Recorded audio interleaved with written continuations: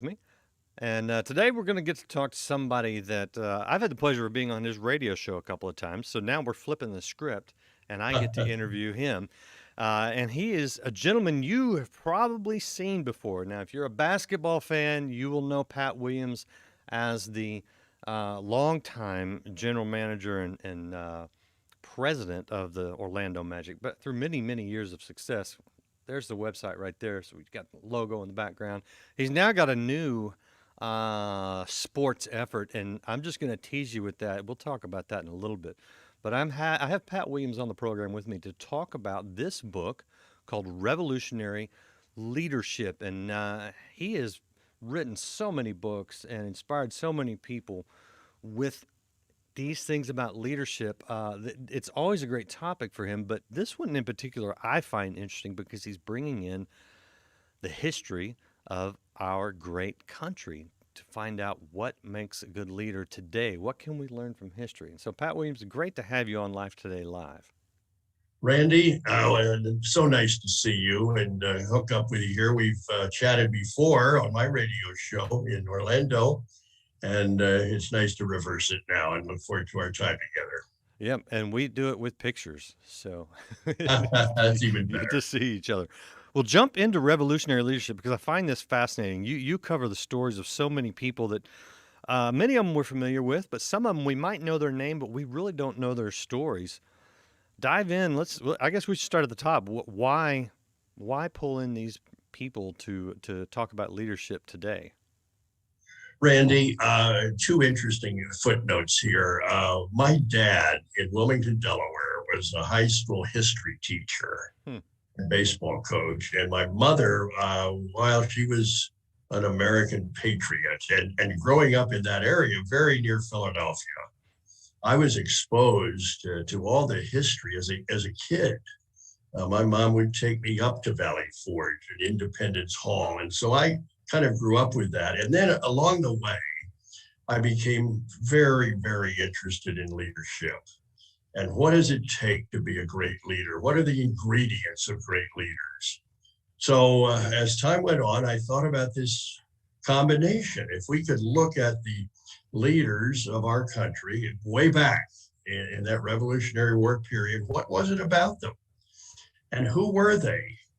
And what did they do effectively as leaders? And the more we dug into it, Randy, the more I came away convinced, first of all, that our country is a miracle. We had no business beating the British, who were the most powerful military force on the face of the earth then. But there was a difference, and that is we had the best leaders. Some of them very famous. Oh, we know George Washington and Thomas Jefferson and Benjamin Franklin.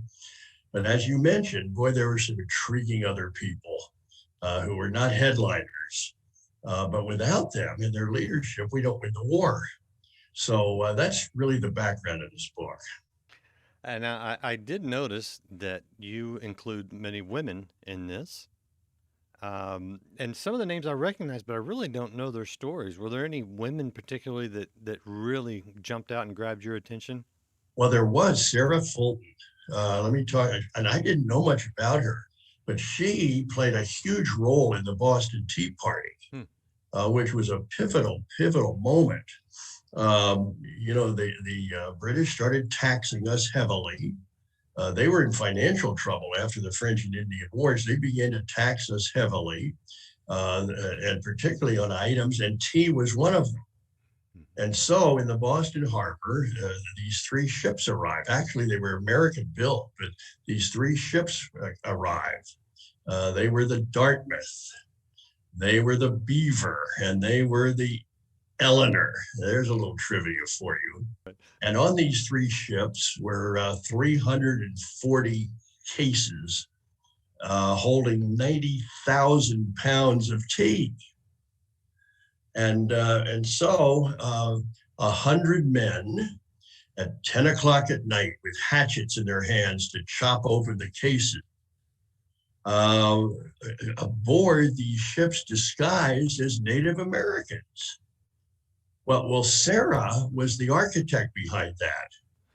That was her idea. And she came up with the costumes and she engineered all of that. One interesting footnote to that, Randy, out in that Boston harbor were British warships, Hmm.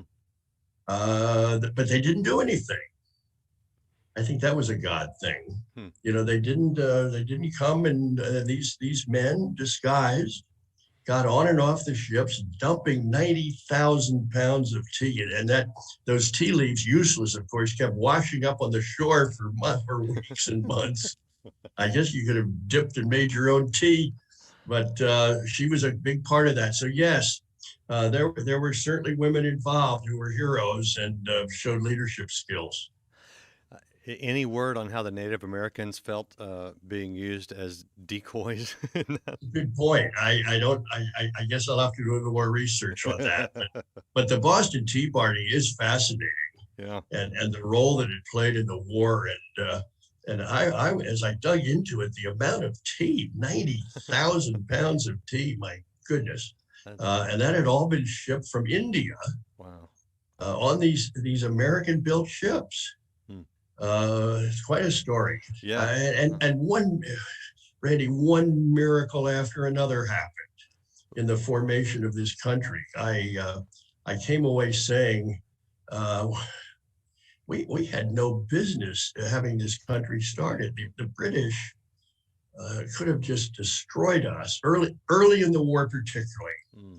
and they made some bad mistakes. Their leadership was not anywhere near as good as ours.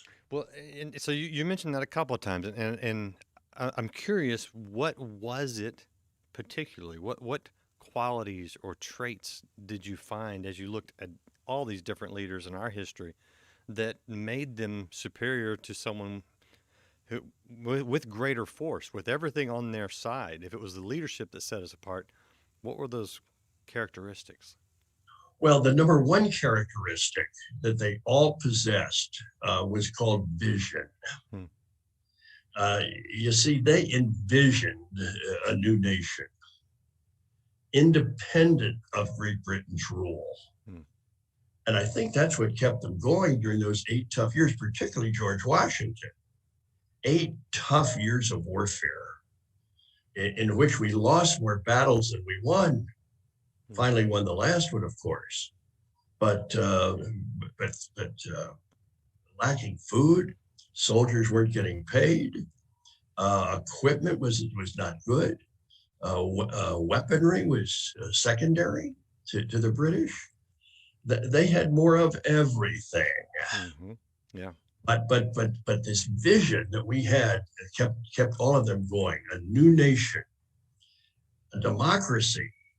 Never had one of them before. Hmm. Independent of Great Britain's rule. That's what kept them going. And I would add one other thing. Without George Washington, who was not a perfect man, Randy, he was flawed like the rest of us. But without him, we don't win the war. Hmm. He was special, and as you study him and read quotes, you know what he possessed that was fascinating to me. The word that keeps coming up all the time was presence. Hmm. George Washington had a presence about him. First of all, he was bigger than everybody. Hmm. Isn't it interesting? In the two most critical times in American history, Revolutionary period and the Civil War period, we have two big men. Hmm. Lincoln's 6'4", Hmm. Washington 6'2", and this was an era when these men were about 5'6", and Washington had a problem. When he walked in a room, everything stopped. Uh, and he was the only one at the beginning of the war who had a military uniform. Hmm. He had experience in the French and Indian War, and he was unanimously tapped, although John Hancock wanted that job, but they passed on him. And Washington is named the General in Chief, and he arrives in Boston. And Randy, he had a humility about him. He took that job and he wrote and said, "I'm not up to this. I don't know that I'm equipped to do this." He had his doubts, but he stepped in and started leading right from the beginning. What do you, when you look at those guys? I mean, that's fascinating from a historical standpoint. But you're not just revisiting history. What is it that we can learn, especially those, I think, the younger generation can learn from the historical figures that had success? What can they maybe learn? Randy, at the end of the book, we do a summation of the different leadership qualities. And it was interesting because each one of these people seemed to have a specialized skill, and somehow it merged together into a cohesive team, although they didn't always agree and they could quarrel with the best of them. But let me summarize it this way. It's a little poem I want to share with you. 7 things one must do to be a leader right and true. Have vision that is strong and clear. Communicate so they can hear. Have people skills based in love and character that's far above. The competence to solve and teach, and boldness that has fearless reach. A serving heart that stands close by to help, assist, and edify. Hmm. That's what I've discovered, that these 7 qualities, and they didn't all possess all 7, but these 7 qualities are the qualities that every leader needs, Hmm. no matter where they're leading and when they were leading. Hmm. And we certainly see those 7 qualities in different ways spread across these 25 people that we write about. Now, we could have written about more, Mm-hmm. but I think we got the top the top 25, so to speak. And we do a chapter on each one. And then at the end of each chapter, we list those leadership qualities that they possess that we can learn about. Well, we're talking about leadership from a man who knows about leadership. This is Pat Williams, and his book is called Revolutionary Leadership. And I'm curious, as you're looking back on these people in history, are you seeing things that you applied in all your years, whether it was leading with the Orlando Magic or in other arenas? Did you recognize some of the things that you were doing or that you had learned to do as you were seeing these figures in our history? Randy, that's a fascinating question, because when I first started in professional sports, well into my career, nobody talked about leadership. Nobody wrote books about it. There were no leadership seminars, leadership retreats, leadership conferences. Today, everywhere you turn, there's leadership, leadership, leadership. Back when I started, the word never came up. But when I came to Orlando in 1986 to help try and start an NBA team from scratch, an expansion team, first of all, I learned about vision, because this community had never had a major league team. It was football country, not basketball country. We didn't have a building yet.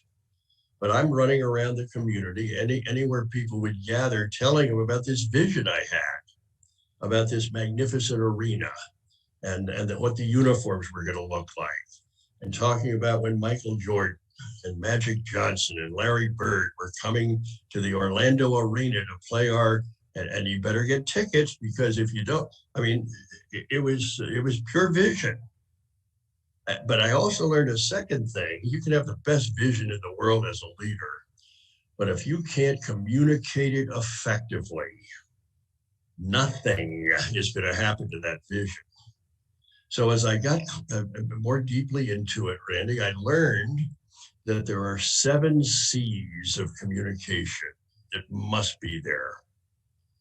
Be clear, be concise, be correct, be consistent, and be courageous. Because there are moments when a leader has to speak courageously. So those 5 C's of communication, I think, should cover it. Thirdly, I learned about people skills. I learned how important it is to relate to people and to be interested in other people, and to have empathy for people, concern for people, curious about people, the importance of loving people. So yes, I learned a great deal about leadership here in Orlando. And those 3 qualities, for example, that I just shared with you, came to a front very, very quickly here. Yeah.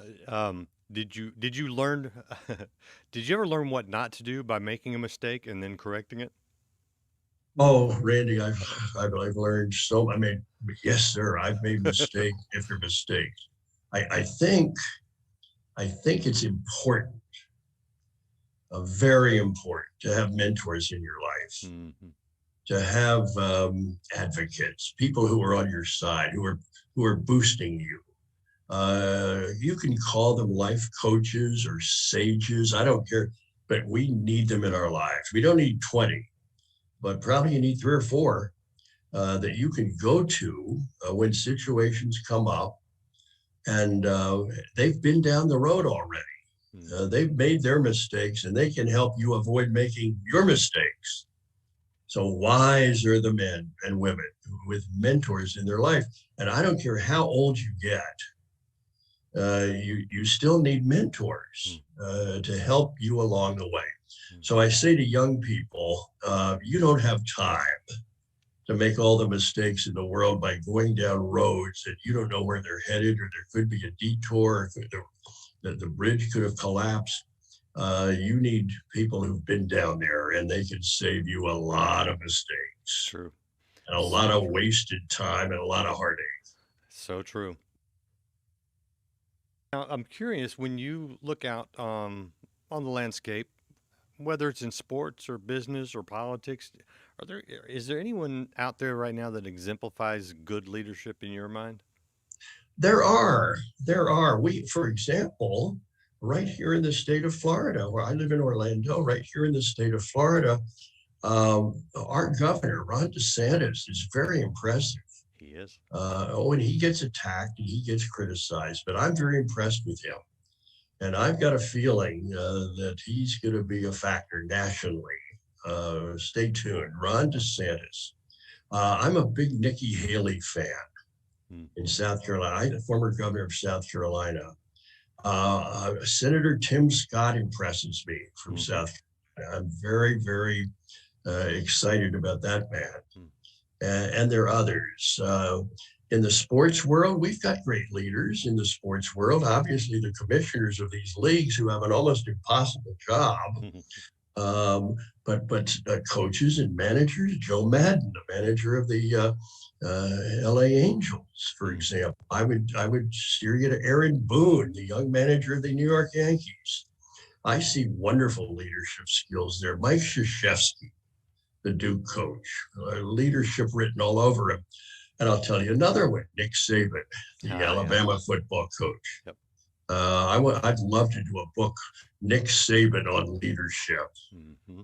So yes, there and Randy, all throughout, high school coaches, uh, youth workers at churches, on and on. They're out there.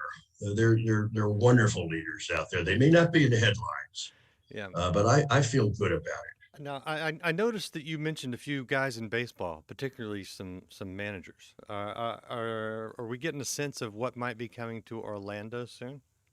Well, Randy, here's the story. Orlando has now become the 17th largest media market in North America, Hmm. and growing. When I first got here 35 years ago, we were the 23rd largest media market. We're now 17. And we're the largest media market in America, in North America, that doesn't have a Major League Baseball team or an NFL team.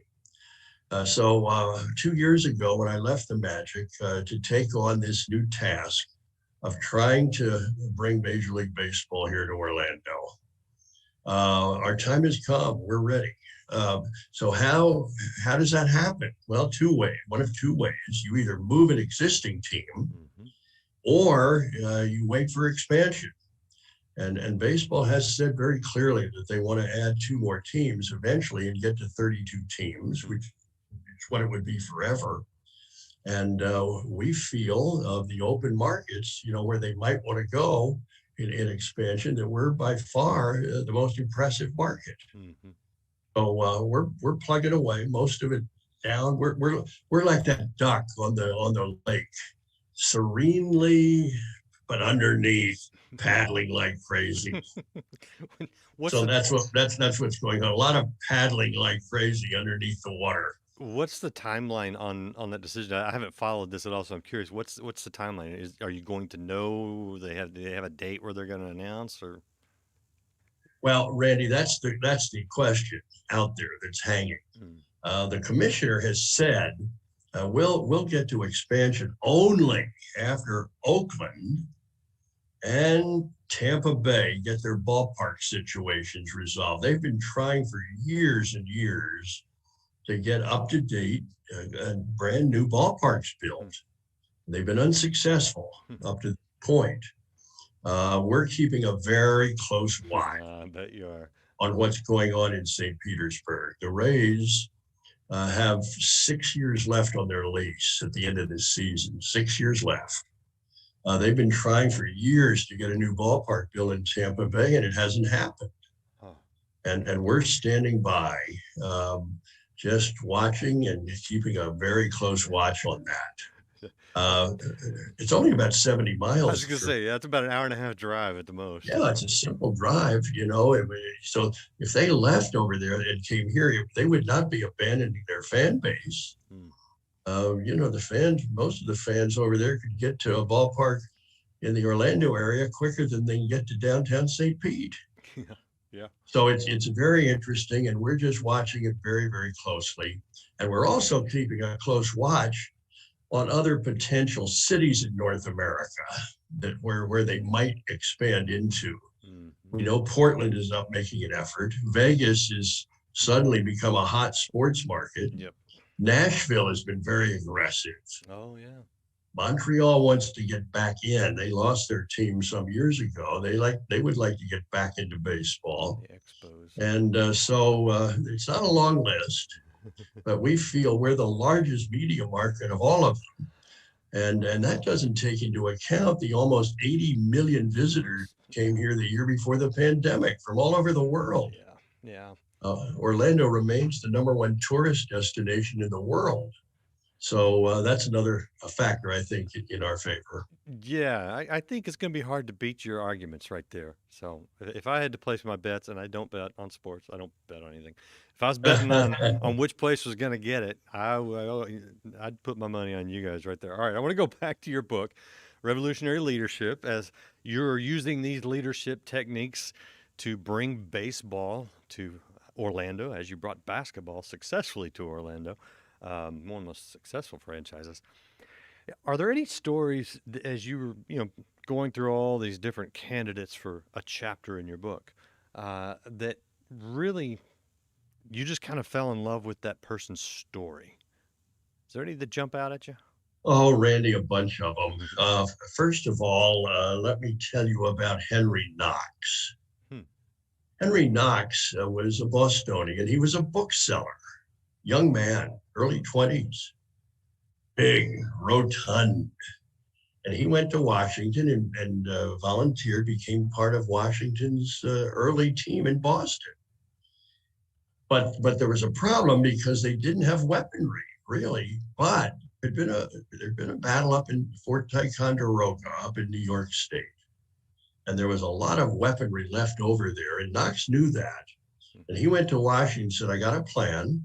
He said, I'm going to get some transportation issues. We're going to get horses and oxen, and I've got some men, and we're going to, in dead of winter, we're going to lug all of that stuff down here for you to have to show the British, how powerful we are. and darn if he didn't pull it off. He goes up there and they're trying to lug these tons of equipment, military stuff down across frozen lakes, across rivers. I don't know how they did it. It was a miracle.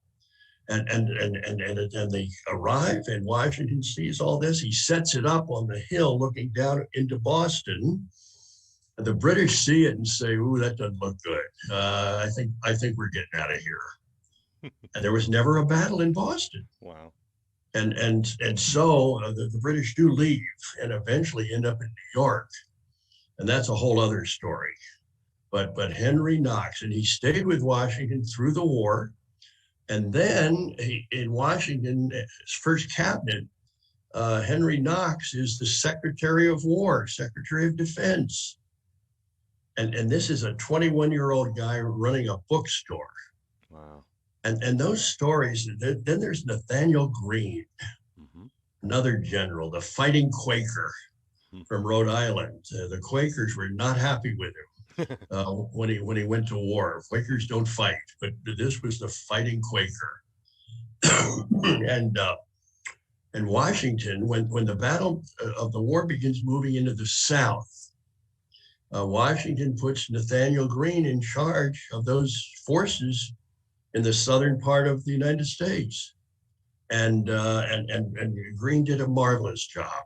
There was a battle at Guilford Courthouse, which you can go visit, by the way, right next to Greensboro, North Carolina. And the British, held the ground, but they paid a steep price. And guess who Greensboro, North Carolina is named after? Yeah, I'm guessing. Yeah, him. General Nathaniel Greene. Yeah, nice. Oh boy. So there are all sorts of little stories. Randy, we could spend a lot of time talking about Lafayette, 19 years old, Frenchman. Hears about the war over here, wants to be part of it. Jumps on a ship, comes over by himself, lands off the coast of South Carolina, didn't know a soul. Somehow wends his way north and encounters George Washington, volunteers his services, no pay needed. And Washington, related to him, almost became like a surrogate father to him. And Lafayette played a huge role. He was in battles. He was wounded at the Battle of Brandywine, but yet he hung in there and was a big factor at Yorktown.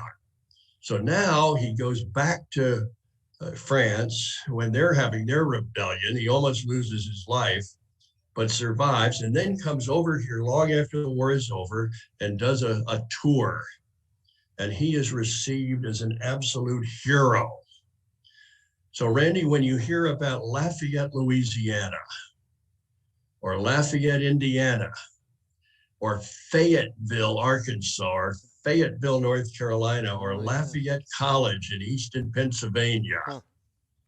That's the 19-year-old kid who came over from France. Wow. Wow. What a great story. I mean, I didn't make the connection between Lafayette, Louisiana and Fayetteville, Arkansas, both neighbors right here to us in Texas. That's very interesting. I love it. I love the history, and I love the application of the history to today and to our own lives. I mean, it's a great book.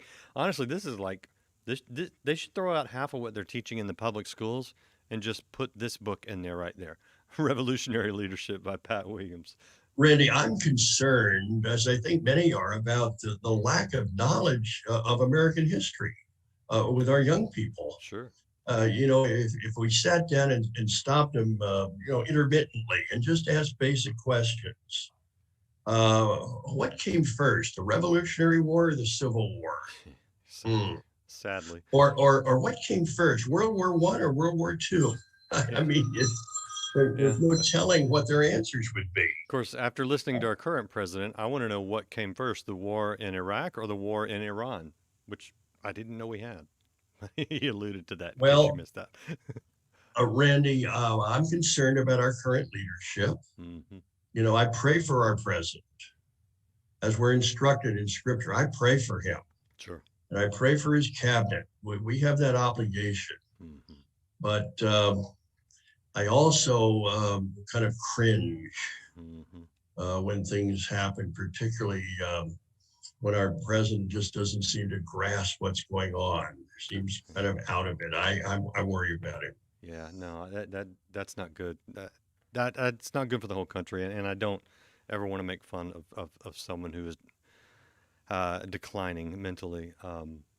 So yeah, praying for him is the proper response. Pat Williams, I appreciate your time. I appreciate you putting these great stories to paper and sharing some of the stories with us. For the rest of the stories, you guys are just going to have to go buy the book.